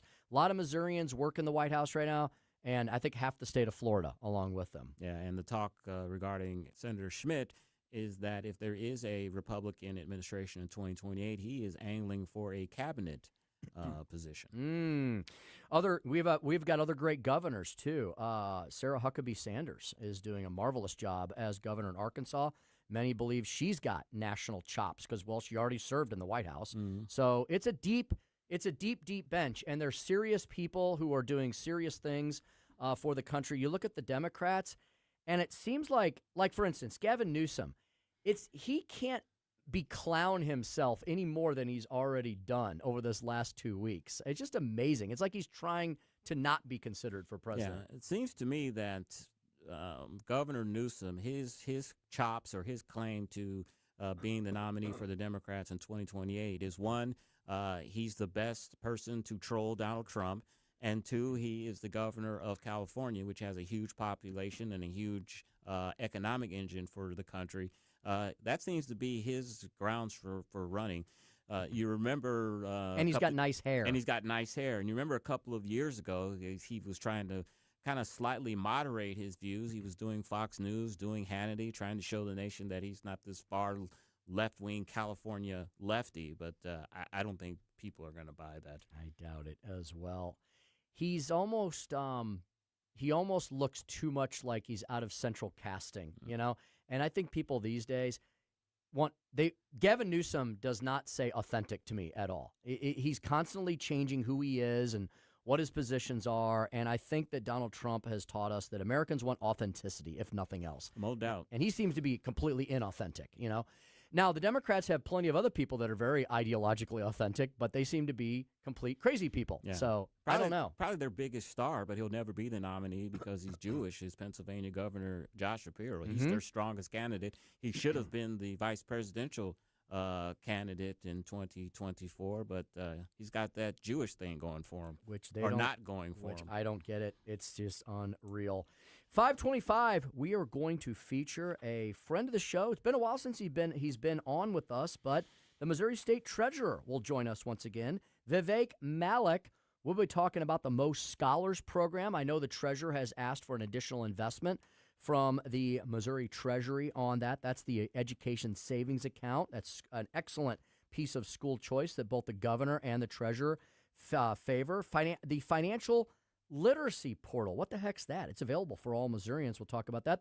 We'll ask the treasurer what he thinks about the Trump baby bump, the $1,000 Trump accounts. Chris, I heard some amazing numbers on the one of the business channels. They were saying that if you take that $1,000 and then you put an additional $1,000 in every year, and you get a return of 8 to 10%, that by the time you're 65 years old, you would have over $800,000, just $1,000 a year, teaching Americans how to save and take care of themselves. Yeah, and I heard Senator Schmidt giving similar numbers that if you have one of those Trump baby accounts and you don't put one dime in, by the time that child is 18 or maybe the time they retire, it would be like $300,000. Yeah. Which may be worth about $7. We'll see. When that time comes 40 years from now. Teaching people how to, what's the old phrase from the Bible? You give a man a fish, eats for a day. Teach a man how to fish, and he eats for his lifetime. That was a famous saying of the Reverend Jesse Jackson. May God rest his soul. All right, 5:45. Chris, you mentioned what we're going to be talking about near the end of the show. Ford, unfortunately, has Ford. not learned their lesson, and those of you who listen regularly to the Tim Jones and Chris Arps show may have an inkling of what I'm talking about there, but I'll give more details at 5:45. Revisiting Ford at 5:45, and then we will turn things over to Larry Connors. Don't go anywhere. Don't go anywhere after our show's over. Larry Connors, USA, story behind the story, and so much more beginning at 6:05. Without further ado, thought I'd highlight some of the great Americans that appeared at the speech last night and the fact that the Democrats didn't seem to give a rip out of any of them. We the people, we should all be celebrated. That's the title of today's Speaker Stump Speech. Listen to me, listen to me. I'm very consistent. I'm a very stable genius. It's time for the Speaker's Stump Speech, sponsored by Hanson's Tree Service at hansonstree.com. White House pointing out that the speech last night was one of renewal and resolve, yet congressional Democrats, consumed by just delusional hatred and obstruction, refused to join in celebrating any of the Americans highlighted. I mean, when you kick things off by not standing for the freaking gold medal winning men's U.S. hockey team, I guess you've indicated you're not going to celebrate any American. Democrats last night refused to applaud a ton of things that I believe, and I think many of you would agree, are 70 to 80% issues. They're tripling down on stupid over at the DNC. They refuse to applaud that the first duty of the American government is to protect American citizens, not illegal aliens. We discussed that in the first hour of the show. If that's not a made-for-campaign TV ad, I don't know what is. I'll bet you they've already cut the first run of it over at the RNC and in the congressional and senatorial campaign committees. That visual running nonstop on a loop as we head towards the November midterms may be just what the Republicans need to save themselves from what is usually a pretty rough midterm election. Well, there was more. The Democrats refused to acknowledge or give respects to the grieving families of innocent American women and children murdered by criminal illegal aliens. Yeah, I thought they told us during COVID that we all had to hide in our basements because every life mattered. Well, I guess the life of Irina Zarutska, a North Carolina woman savagely killed on public transit, was not a life worth celebrating, and there were so many others. Democrats refused to stand or even clap for securing our homeland, ending the invasion of criminal illegal aliens, killers and rapists and gang members and sex traffickers. We now have truly the strongest, most secure border in American history. They refuse to clap for unifying against political violence. They refuse to celebrate the fact that inflation appears to be absolutely subsiding after years of Joe Biden, Kamala Harris, Democrat-driven price shocks. Folks, we're looking at annualized inflation of 2.4%, and that number keeps falling. Lower prescription drug prices for millions of Americans. No, they couldn't get excited about that. Decisive military action that brought indicted narco-terrorist Maduro to justice. They didn't seem to care about that point that the president raised last night. Protecting minor children from the horrors of irreversible sex changes. Nope, the Democrats seem to want the gender ideology, multi-billion-dollar hospital insurance racket to continue. Gas prices have dropped to multi-year lows. They didn't seem to lift a finger on that. What about protecting the integrity of our elections? Nope, we already know they hate the Save America Act. How about warrior dividends for our great military heroes? They didn't clap for that. The single largest drop in the murder rate in our country. Yeah, did you know that? The single largest drop in the murder rate in our country for 125 years. Landmark tax relief for actual working families in the One Big Beautiful Bill. The World War II hero who helped liberate the largest internment camp in the Philippines. Ending 8 wars, delivering peace in the Middle East, economic growth, and the list goes on and on. No, Democrats couldn't be bothered to cheer for any of these great American experiences, exemplified by so many great Americans, like police officer Ryan Hullitz and his wife, who adopted a baby from parents who suffered from opioid addiction. Though they were guests of the president last night. There was an aviation electronics tech from the U.S. Coast Guard, Ashley Leppert. She rescued dozens of Americans during the last devastating hurricane season. She was in the audience last night. Agent Martinez, who worked with the U.S. Immigration's, how about that, a guy named Martinez, huh? ICE, he worked with ICE and Homeland Security to dismantle criminal organizations. He was one of the guests of the president last night. Let's see. There were some other famous folks. Ji Seong-ho, a North Korean defector who grew up in the country's grueling famine in the 1990s. What was that name again? I don't know that I can say it again. In 2006, he escaped to South Korea, where he's now a law student at a university there, the president of Now Action and Unity for Human Rights. So I could go on and on and on. There were the famous ones you heard about last night. There were the war heroes. There were from yesteryear. There were modern day heroes. So many great Americans who were guests of the president and the first lady. And as their names were called out, the Democrats could not acknowledge any of them, not even with a simple, polite golf clap. As I said on Twitter X today, when I retweeted the photo of the American hockey team coming in, it seems like there's now one major political party in this country that loves America, and the other one simply loathes it. They can't celebrate America. They can't celebrate great Americans. What does that party stand for? Y'all should be asking that question of yourselves as we approach the all-important midterm elections. And that's the Speaker's Stump Speech for today. Well, we could have talked about the president's speech the whole show. It was just so good. I loved it. I'm going to go back and maybe watch the whole thing again. It was pretty amazing. Lots to pull out of that, as you mentioned. And what was that Korean's name again? Ji Long-ho. Yeah. Look at you. Rolled off the tongue I decided to say it real fast. Yeah.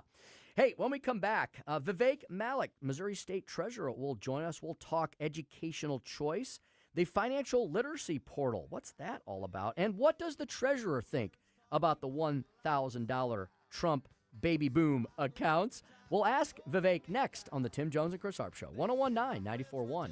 News Talk STL. Get a haircut and get a real job. Get a haircut and get a real job. Clean your act up and don't be a slob. Follow us on Rumble at News Talk STL. Why don't you get a haircut and get a real job? From the Michaels Flooring Outlet Weather Center. I'm First Alert 4 Chief Meteorologist Steve Templeton. Chance for a few light rain showers overnight. Should be done by the morning drive, and then partly cloudy skies, a low of 35 in the morning and a high of 56. Temperatures above normal with light winds. Friday's the great day, though. 70 and sunny, a spring-like day. The record's 86, so no record, but 70 will be a nice one for Friday to end off the work week. That's the latest from the First Alert 4 Weather Center. I'm Chief Meteorologist Steve Templeton. All the information I need on the drive to work. Mike Ferguson in the morning. I keep it on throughout the day, whether it's local, national, or something big that's happening overseas. News, analysis, and opinion. St. Louis is #1 for conservative talk. News Talk STL. Where are you going to go? Who are you going to call for expert insured tree care in eastern Missouri? And now at the Lake of the Ozarks, Hanson's. Hanson's Tree Care. HansonsTree.com. I'll say it slower. HansonsTree.com. That's where you go for expert insured tree care. A variety of services are provided by Hanson's, including green resource recycling, grinding and land clearing, awesome organic mulch. Time to start thinking about that. Spring right around the corner, and so much more. Chad Hanson and the gang over at Hanson's Tree Service, hardest working tree company in the region, and now they'll help you at your lake lot as well. Whether you got a little cabin or a bungalow in the woods, or whether you have a McMansion, this time of year, it's time to start thinking about clearing up that lots of trees, lots of foliage at the lake, and you need to take care of it, or Mother Nature will take care of it for you. Call the experts at Hanson's, and they will take care of it for you, lickety-split. If you go to HansonsTree.com, emergency service line is there. Hope you never need it, but it's there for you 24/7 if you do. You can also do a ton of stuff at their website, HansonsTree.com, like ordering that awesome organic mulch online. You can apply for hassle-free estimates, 6 months, same as cash financing for approved customers, make payments, and so much more. You can check out all the resources that Hanson's can provide you. You can check out all the areas they work in regarding tree care, meaning, the pruning and the trimming and taking trees down. And I used them last year to take out a stump in the backyard. They ground it up. It was like it was never there. Amazing how great the Hanson's folks are. Also, they can help you save trees. They can help you with diseases and bugs and things of that sort. Everything, as I said, 24/7 for all your tree care needs and more in eastern Missouri and at the Lake of the Ozarks at HansonsTree.com. That's HansonsTree.com. StifleFurniture.com. Hey, it's Susie Moore. If new flooring makes you think hassle, think again, because Michael's Flooring is changing the game. For over 30 years, Michael's has been locally owned and trusted for quality, variety, and amazing service. Whether it's carpet, hardwood, laminate, luxury vinyl, or ceramic tile, their expert team makes installing new floors exciting, not stressful. That's why customers keep coming back. Visit Michael's Flooring at St. Peter's, Starting Prairie, Creve Coeur, or online at igotfloored.com. That's igotfloored.com. People ask all the time, who the heck is Low Cost Airlines? Well, we're not just one airline. When you're talking to us, you're talking to everyone. We are the discount supermarket for all airline tickets. Plus, we have all the airlines and always have the best prices. American, Delta, United, plus all the specialized international airlines and a lot more. And we make it easy. We guarantee you'll talk to a live human in 60 seconds. You can have the rate you need and have your trip booked in 5 minutes. Now, how cool is that? And remember, when you're talking to us, it's like talking to every single airline available with one fast phone call. All you need to do is call and find the best prices to fly wherever it is you want to go. So are you ready? Call Low Cost Airlines right now. 800-515-2397. 800-515-2397. 800-515-2397. That's 800-515-2397. This hour of Jones and Arps is brought to you by Stifel. Contact your Stifel financial advisor at stifel.com. That's STIFEL.com.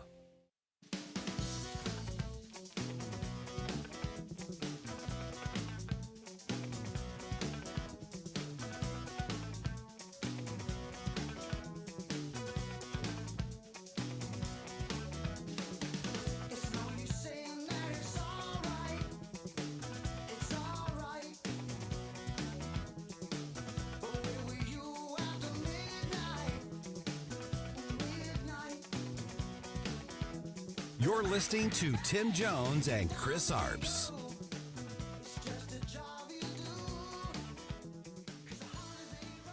Let's also ensure that members of Congress cannot corruptly profit from using insider information. They stood up for that. I can't believe it. Did Nancy Pelosi stand up if she was here? Doubt it. Pass the Stop Insider Trading Act without delay.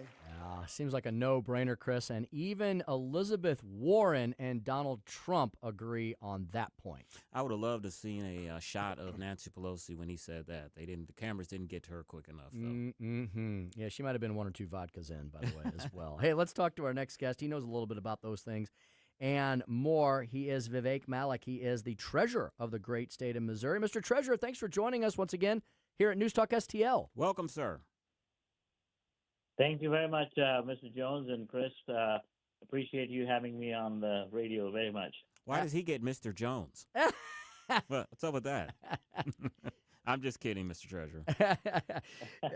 Mr. Treasurer, insider trading, especially when done by elected officials who, are supposed to carry so much of our public trust, that is a bipartisan issue. It should be. And it's really wrong, isn't it, for people who are supposed to be serving the public to end up benefiting from the extra special knowledge that they receive? Should be a no-brainer for Congress to get done, right? Absolutely. My first question actually comes: how do they get that insider knowledge? Mm-hmm. And what? So nip that thing in the bud there, rather than making.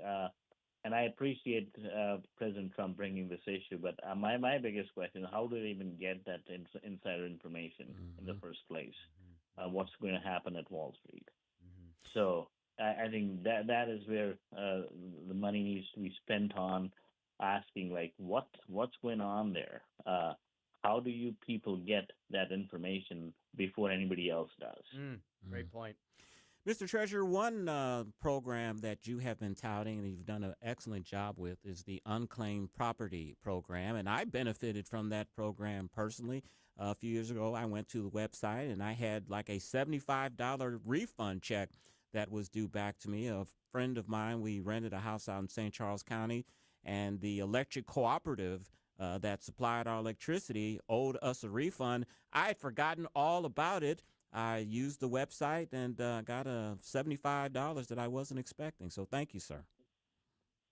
Absolutely. We have returned record amount of money last year, $57.6 million to Missourians. Wow. We every year break that record, and we are on. We are queued up to break that this year too. But today I would like to talk about the House Bill 2412. If you all have heard about it, this is the a foreign money remittance bill that just passed the House Committee in Financial Affairs, and the bill basically it will be Missouri will be the first state to initiate such a thing, and what it does is it stops all these money remitters like Western Union, MoneyGram, and you have Walmart and any other. And the way it will happen is you will have to prove your identity that you are legally in the country for you to remit money overseas to your home countries. And the reason why we instituted, we brought this bill and it has garnered a lot of support across both the House and the Senate. It will be on the floor soon. But Missouri will be the first state to do something like that. So I'm very happy to discuss that if you have any questions about that. Yeah, House Bill 2412, sponsored by one of our favorite state representatives from our region here, Representative Ben Keithley. Heck, you got a heck of a great legislative sponsor there. He's a hard-working guy. That bill is titled Prohibiting the Foreign Remittance Transfer of Funds to Unauthorized Aliens. So, again, Mr. Treasurer, what sounds like this is something almost ripped from the headlines, and maybe it is. What are we trying to stop here? What are we trying to prevent? So last year, over $200 billion left the United States. $52 billion went only to Mexico. Out of that, $4.4 billion were associated with cartel activity. And guess what, Chris? I mean, what is the biggest incentive for somebody to cross the border illegally? That is, you can come here illegally, work illegally, make money in cash, and then go to these money transmitters and transmit money back home. Mm-hmm. If you want to nip a problem in the bud, you need to cut that incentive. There's no other way for people to send money except for using these money transmitters. And this bill will be stopping that. It will put a penalty on these money transmitters if they transfer any money, which will be up to 25% of whatever the transmission was. And it will follow a very simple protocol, just like what we have at DOR, which is basically if you cannot get a driver's license in Missouri, if you're not legal, the same way, the same protocol will apply for you to remit your money back home, that you will have to prove that you are here legally, you are a U.S. citizen, you are a permanent resident, or you are here on a work visa. If you do not have that status, you will not be able to remit money back home. Mr. Treasurer, you have lived the classic legal immigrant success story. For those that are not as familiar with your story, tell us a little bit about it. Absolutely. So I came to the United States 24 years ago as an international student on a student visa, and then worked hard, got my MBA, got my law degree, and then got the work visa, and then got my green card. I waited 17 long years before I was eligible to become a citizen. So it is a slap on face of people like me who have worked hard and came to this country legally, and I think cared enough to make sure that we obey the laws of the nation. And then I'm very proud American. I'm very proud of my citizenship. And I think it hurts me whenever I see that what happened in the last 4 years during Biden administration, that our floodgates from the borders were open and everybody was just coming in. And then they're not only treated as if they're royals because they're given all sorts of amenities, all sorts of breaks. They're given apartments. They're given money, food. I'm not against being humanitarian. We have to be humanitarian. We have to do what is needed for humanity. But what happened last 4 years was just perversity. that was not something what we call humanity. What humanity does for people who are in distress. But and that is one thing where I was like, we need to stop this illegal immigration, and that's why I was on the borders, and that's a promise I made to every Missourian that if I am treasurer, I will help President Trump to stop this illegal immigration. And with the passage of this bill, Missouri will be the first state in all 50 states to have something like this, where we will stop money remittances going abroad from people who are illegally here. Mm-hmm. Because we're seeing, Mr. Treasurer, aren't we, that unfortunately we have a lot of people who don't just want to come here and legally live the American dream. They want to take advantage of our system. They want to defraud it. And I know that's what you're trying to prevent with House Bill 2412. It's one of the important issues to make sure that we don't have the same type of epic scandal of over $19 billion in stolen taxpayer money like we saw in Minnesota, In Minnesota, correct? yes. Absolutely. Absolutely. Exactly on the same point. And that's why we need to make sure that we have these kind of provisions in place that are overlooked. And I'm getting in a lot of opposition from these money transmitters like Western Union, Remitly, because that is going to hurt their bottom line. But it is for the benefit of Missourians, it is benefit of Americans. The money made here needs to stay here. And it is undercutting our labor laws. It is taking away the jobs from our local communities. And people who come here illegally, work illegally, send money overseas, that money should be staying in the United States, helping our community, and staying in Missouri and staying and helping our Missourians. Mr. Treasurer, Indian Americans have made very notable achievements in the United States over the last 25 years. Income levels of Indian Americans exceed those of the general population. What do you attribute that to? I think it is hard work, following the laws, and education, investing the time and effort in educating themselves and their kids, and working hard. And that is the way to success. And I have done this for myself, and I think wherever I go, I talk to every young kid that it's in you, and it's up to you if you want to do something and achieve something, because you are born with a silver spoon by just being born in this country, having that citizenship, because you do not know what a ticket you have to get out of any misery, any adversity that you have faced, because all you need to do is focus on getting a good education, work hard, and you can become whatever you want to be. This country provides you that opportunity. And we should all be working towards making sure that every Missourian, at least in our state, makes sure that they are able to achieve their God-given potential. And that's what I'm trying to do from the Treasurer's Office. My passion for public service is to make sure that people know about the good programs we have in our office, and they take advantage of those programs, whether it is the school choice programs to most scholars, or it is for college savings program for the most 529, or it is the more able program, which helps our disabled brothers and sisters to save money so that they are not impacted because of the disability and the Social Security asset laws. Speaking to Missouri State Treasurer Vivek Malek. Mr. Treasurer, you mentioned your website and you mentioned all the programs that are available there, treasurer.mo.gov. In addition to unclaimed property, you listed off several of the other programs that the Treasurer's Office oversees, like Mo Scholars and Mo Able and Mo Bucks and financial literacy. The Treasurer's Office handles a lot of important public policy issues, doesn't it? Absolutely, it does, and we soon will be working to get a new program called Show Me My Retirement, which is we are looking forward to instituting it by next year. But this year we had a great success in all our programs. Our 529 program has over 200,000 subscribers with over $5 billion in assets. Our Most Scholars program has seen a huge surge, actually an explosion. Last year we had about 6,500 students in the program.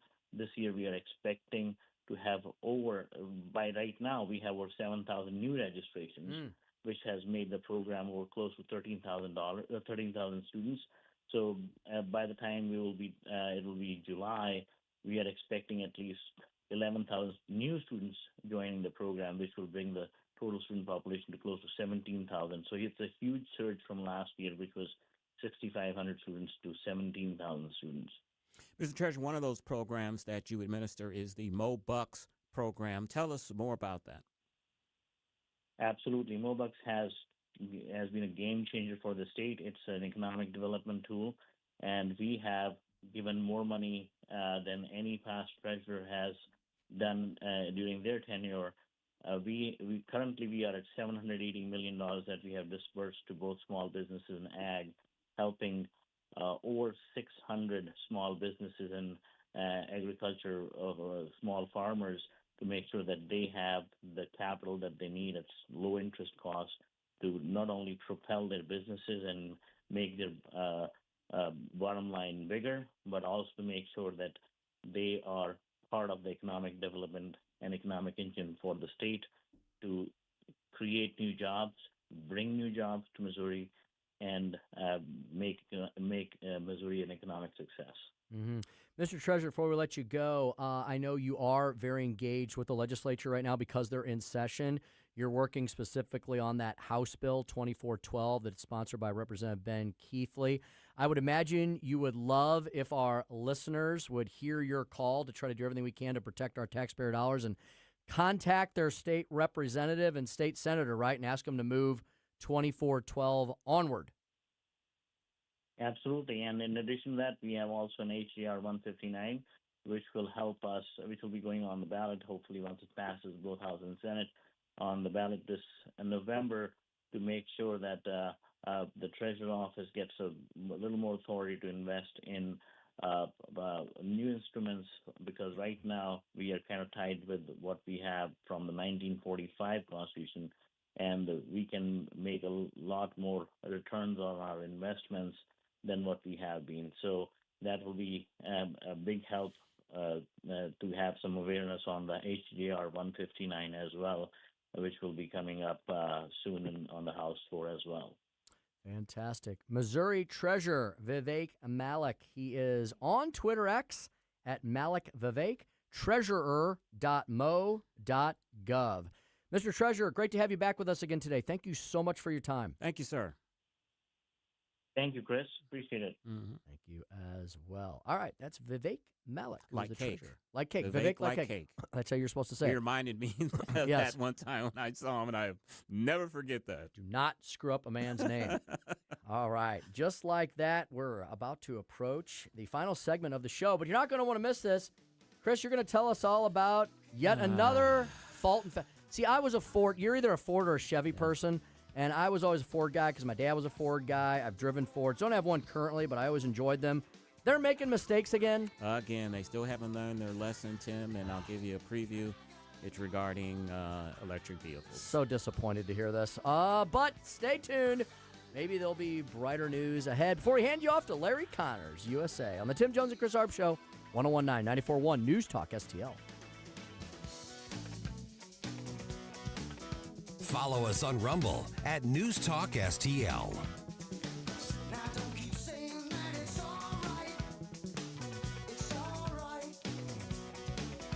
From the Michaels Flooring Outlet Weather Center.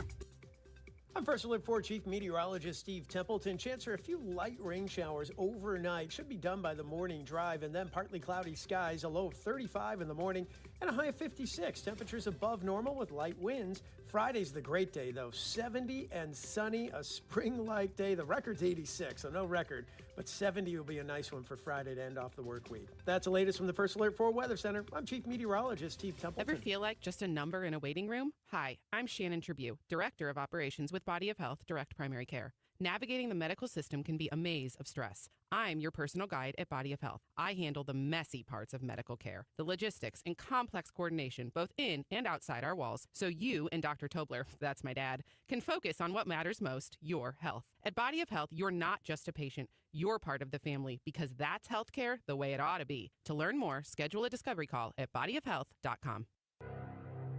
It's not pleasant to hear it, but Missouri is falling behind in its spending of state tax dollars, education, and health care.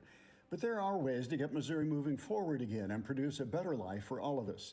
That's why we at the Show Me Institute put together our 2026 Missouri Blueprint, a roadmap on how the state can move to a brighter future. The blueprint covers policy ideas from taxes to government transparency, from education to healthcare and budget reform. Let's allow students to attend the school of their choice. Let's adopt new proven methods to help the many school kids who can barely read. Let's limit state spending growth for Missouri's long-term financial stability.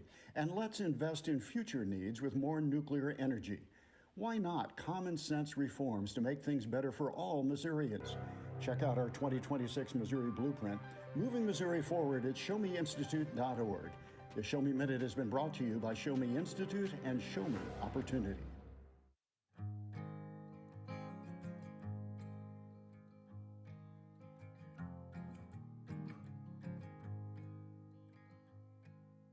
Man, what a hell of a year it's been. Keep on bluffing, but I just can't win. Dropping truth bombs and making you think. It's the Tim Jones and Chris Arps Show. Hell of a year it's been. Head in a bottle for my heart in a case. Head's getting harder to act my age. In 2021, Sage was 14 when school officials in Virginia sought to socially transition her to a new gender, treating her as a boy and hiding it from her parents. A left-wing judge refused to return Sage to her parents because they did not immediately state that their daughter was their son. Sage was thrown into an all-boys state home and suffered terribly for a long time. But surely we can all agree no state can be allowed to rip children from their parents' arms and transition them to a new gender against the parents' will. Who would believe that we've been talking about this? We must ban it, and we must ban it immediately. 548 on the Tim Jones and Chris Arps Show. And Tim, you know, in communist socialist countries back in the day that your children didn't belong to you. They belong to the state. And we're seeing a little bit of that here. I've done Chris's Corner in the past about so-called gender closets in some of these schools where a person who's having confusion about their sex, they dress to their assigned birth on the bus, but then when they get to school, they can change into the sex that they believe they are, bypassing their parents. Their parents don't know anything about this. Teachers are affirming this, and it's a terrible thing, and I'm glad that the president pointed this out. Unfortunately, Chloe Cole, who Representative Bob Anders sponsored a bill to outlaw this. She was a guest of the congressman yesterday, but she was not mentioned during the State of the Union address. But she is a detransitioner, and she has been a vocal opponent against basically butchering children. Mm-hmm.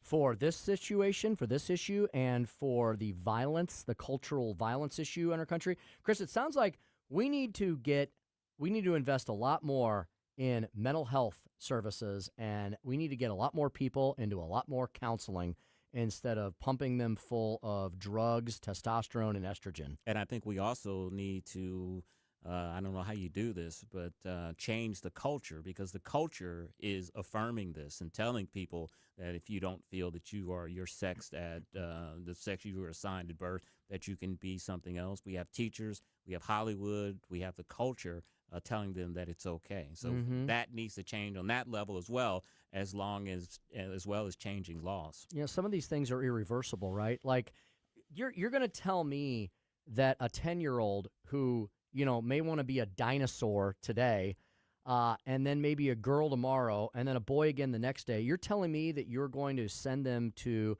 a medical professional, in giant air quotes. They're going to do an irreversible operation on them. And then what happens when the child grows up and actually reaches the age of majority and their brain is more fully developed, and then they go, holy smokes, what did you all do to me? Mm-hmm. And we've always said, you know, as conservatives, we're about choice when it comes to this issue. If you are 18 years old or you are the age of majority, if this is something you feel that you want to do and it's going to make your life more fulfilling, more power to you. But as long as you're under 18 and you're living under your parents' roof, and your body, your mind has not matured mentally and physically, this is just something that shouldn't be done. It's horrific. It's something out of the Nazi camps when they used to experiment on twins and experiment on people. There's really not much difference to me between what the Nazis did during World War II and what we're seeing with these transgender surgeries. Few more multi-million-dollar jury verdicts, and courtesy of our heroes, the plaintiffs' bar, and at least on this issue. And maybe this will become the end of an era on this experimentation on kids. I sure hope so. You know, Tim, and you knew this was going to happen. The Nancy Guthrie case is kind of fading from the news a little bit. So sad. As more and more time passes, it's becoming less likely that Nancy Guthrie is still alive.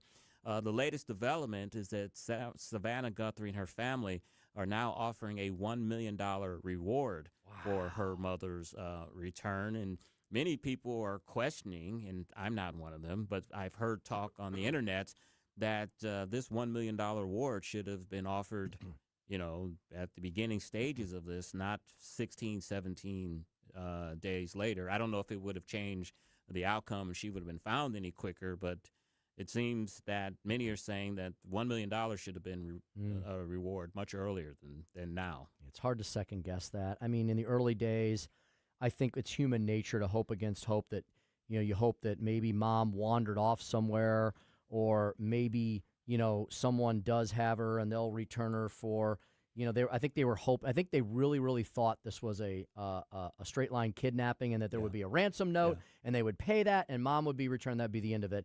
It's really hard in hindsight to go back and say, maybe I don't know. I don't know if offering $1 million. Look, if there was foul play here, Chris, it could have been $1 bazillion, and unfortunately, it may not have mattered. I don't know, hoping against hope that she's still alive somehow, but I cannot believe. We've had some other bizarre cases that have been cracked recently. Yeah.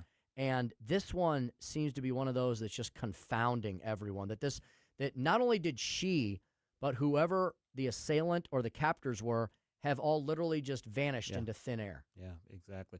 A lot of the speculation that this was a robbery gone wrong, and unfortunately, maybe she was killed or harmed severely during that attempted robbery, and they have panicked and don't know what to do. Now, and they try to maybe cover their tracks by saying it was a kidnapping. Who knows? Very tragic situation. I couldn't imagine what that family must be going through, wondering, if your mother's still alive, what happened to her. You're also thinking about the nightmare that she lived through during that situation. So it's a very tragic situation. I hope that this case has a quick resolution to it so the family can get some type of closure. Yes, indeed. All right, Tim, it is February 18th. Yeah. We've got 10 more days of Black History Month, and I actually have a Black History Month story here. For the first time, a press gallery on Capitol Hill was named after a journalist, and that journalist is Frederick Douglass, who was a very notable Republican. Yes. Says Douglas's legacy in journalism is crucial, according to Representative Byron Donald, who sponsored that. He said, especially in a fractured media landscape. So Frederick Douglass will be honored with a press gallery there in the Capitol Hill, and I have to say it's probably something that should have been done a long time ago. Surprised it hasn't. I'm really surprised it hasn't been. Yeah, it is. All right, Ford. Tim's formerly favorite car company. We talked about how they've lost billions of dollars investing in these EV vehicles. All of the other major car companies have foregone their EV vehicles. They're going back to what, surprise, surprise, what the market wants, gas-powered cars. Mm-hmm. But Ford is betting that people will prefer a well-equipped battery-powered car over a gas bottle if the price is right, Tim. Oh boy. It's just the price. A $30,000 midsize pickup truck due in 2027 is the initial test of Ford's latest marketing strategy. It's the first in a family of vehicles to be built on a new low-cost EV platform, secretly began in 2022. Ford will have other models, potentially a compact SUV, sedan, and commercial vans will follow over the next decade. And what they aren't understanding is, okay, you got the price down from $70,000, $80,000 to $30,000, but I don't want a car where if it's 20 degrees and I'm in a traffic jam or an accident that my car is going to lose power.